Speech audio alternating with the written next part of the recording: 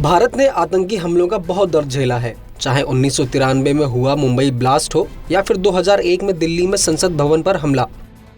और इन हमलों में पाकिस्तान में बैठे आतंकियों का हाथ पाया गया।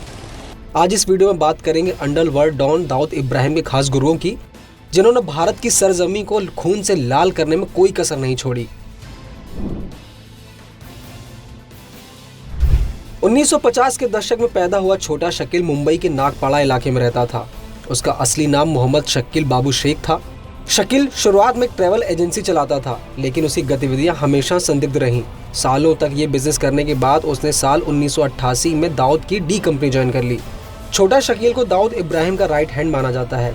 साल 1993 में मुंबई बम धमाकों में छोटा शकील भी मोस्ट वांटेड अपराधी है, जो आज तक पुलिस की गिरफ्त से बाहर है।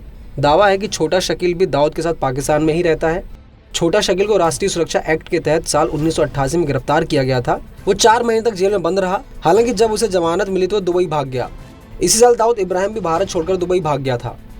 कुछ साल पहले छोटा शकील के मरने की खबर आई थी, हालांकि बाद में पता चला कि वो जिंदा है और उसके मरने की खबर अफवाह है।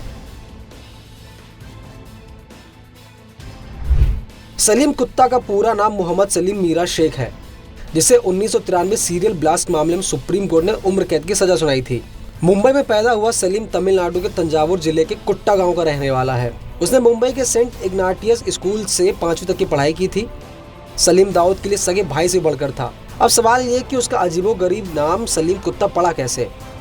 दरअसल क्राइम के शुरुआती दिनों में सलीम दाऊद के गुर्गों से भिड़ गया था। वो जब भी किसी को मारता बड़े ही खतरनाक तरीके से मारता। ये सब देखने के बाद लोग उसे जंगली कुत्ता बुलाने लगे, जिसके बाद वो सलीम कुत्ता नाम से ही फेमस हो गया। हालांकि सलीम के नाम के पीछे की वजह सिर्फ यही नहीं है। दरअसल सलीम कुत्ता के पैतृक गांव का नाम कुट्टा है, जिसके बाद लोग उसे चिढ़ाने लगे और इसी नाम से वो फेमस हो गया।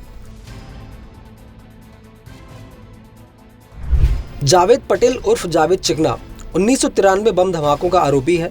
कुछ साल पहले उस पर गुजरात के भरूच में 2 बीजेपी नेताओं की हत्या का भी आरोप लगा था। जावेद चिकना दाऊद का एकदम खासम खास आदमी माना जाता है, जो उसके काले धंधों को संभालता है। जावेद भी दाऊद के साथ पाकिस्तान में ही रहता है। उसे पकड़ने के लिए भारत सरकार ने इंटरपोल की मदद मांगी थी। कहा जाता है कि जावेद ने दक्षिण अफ्रीका में बैठे अपने भाई आबिद दाऊद पटेल और अन्य शूटरों को 50 लाख की सुपारी दी थी। जावेद 1993 बम धमाकों के मुख्य साजिशकर्ता में शामिल है।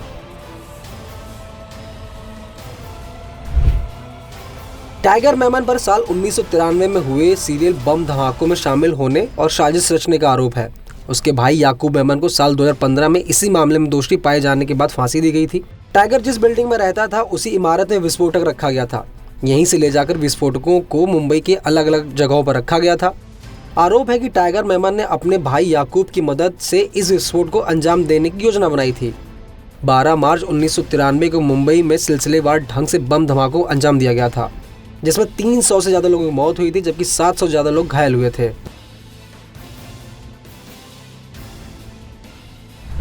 अनीस इब्राहिम दाऊद इब्राहिम का भाई है, जो उसके साथ पाकिस्तान में ही रहता है। दाऊद के सभी भाइयों में अनीस को सबसे खूंखार माना जाता है। दाऊद की तरह ही अनीस इब्राहिम पर भी मुंबई बम धमाकों की साजिश रचने का आरोप है। इसके अलावा दाऊद ने उसे मुंबई में सोने चांदी की स्मगलिंग का भी जिम्मा सौंपा था। जब 1993 बम धमाकों के लिए मुंबई के करीब रायगढ़ में समुद्र तट पर विस्फोटक उतारा गया था, तब इसे अंजाम तक पहुंचाने की जिम्मेदारी भी अनीस इब्राहिम के कंधों पर थी। मुंबई सीरियल ब्लास्ट मामले में अनीस भी वांटेड आरोपी है।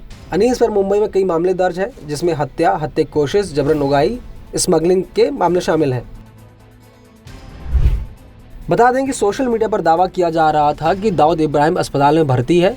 उसे किसी अज्ञात व्यक्ति ने जहर देकर मारने की कोशिश की है। उसे टाइट सिक्योरिटी में रखा गया है।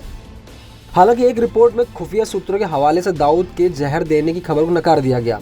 रिपोर्ट के मुताबिक दाऊद के करीबी छोटा शकील ने पुष्टि की है, डॉन जिंदा है और पूरी तरह स्वस्थ है।